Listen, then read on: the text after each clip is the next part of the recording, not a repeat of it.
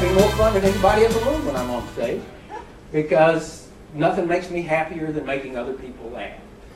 And she said, well, bless your heart. And it made me feel back at home, because I'm from the South. And I can tell you that Halifax is the northernmost place I have ever had my heart blessed now. For sure. You can get your heart blessed a dozen times down south every day. You know.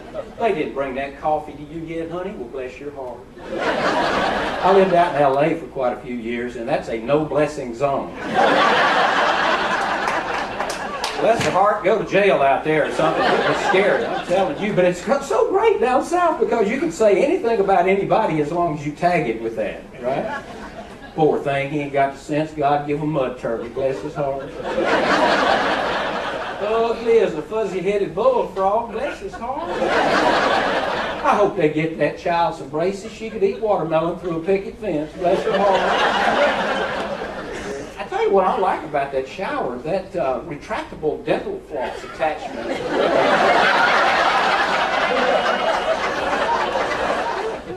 Then I get an adrenaline rush when I flush that 7 megaton sucking toilet.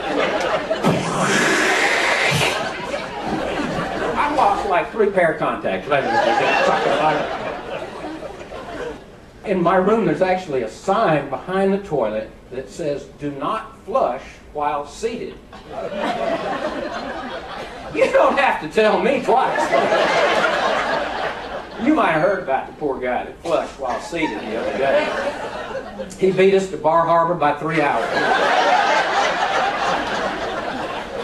I don't know if you got one in your bathroom. They put one of those magnifying mirrors in my room, which I don't care for, frankly. I mean, it's fine for you ladies, you know, you got the smooth faces and everything, but us guys, that's too much information, I'm sorry. We're just whiskers and pores, you know. I looked into that thing 7 o'clock this morning, and it was like, it scared me to death. I looked like a colander with nose hair. Here's a tip though, guys. If you step out of the shower and just walk over to that thing, it will boost your self-esteem. I'm just telling you.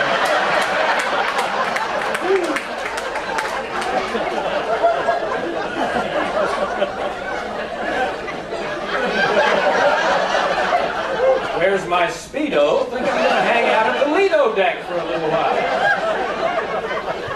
A cousin of mine came up to me and said, Mac, I've been studying up on the family tree, you know, genealogy and all that. She said, did you realize that you are 164th Choctaw Indian?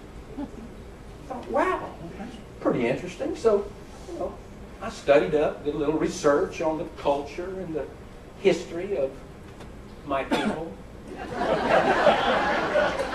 And I find it fascinating, but I also find that it hardly ever comes up in the conversation. You have to bring it up yourself. But like, I fly a lot, so after a couple of long hours on a boring flight, just to kind of break the ice with the person sitting next to me, I might say something like, hey, hey, hey, hey, hey, hey.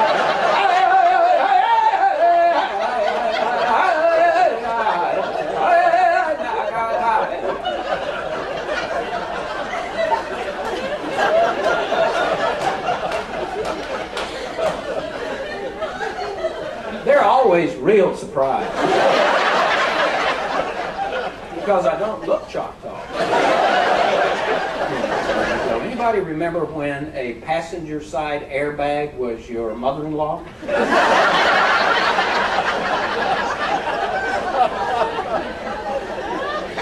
Remember when an air purifier was just a box of matches on the back of the toilet?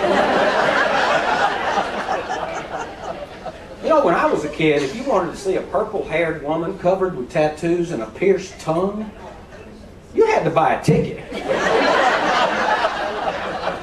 Now you just walk into Starbucks and there she is behind the counter with that spark plug stuck through her tongue. You know? I make them say something complicated so she might chip a tooth. Double grande frappuccino, bang!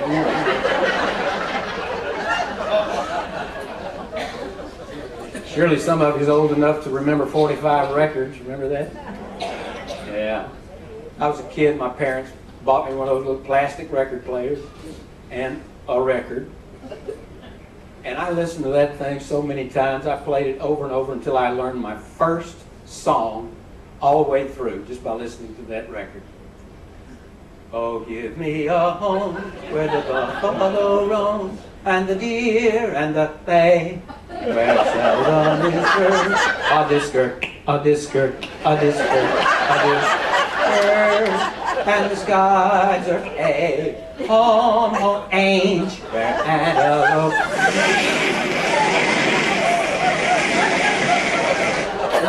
is heard a discord, howdy all day. Hey, hey. Thank you so much for coming out to see me tonight. I had a great time with you folks. Thank you very much. Ladies and gentlemen, Mack Dryden.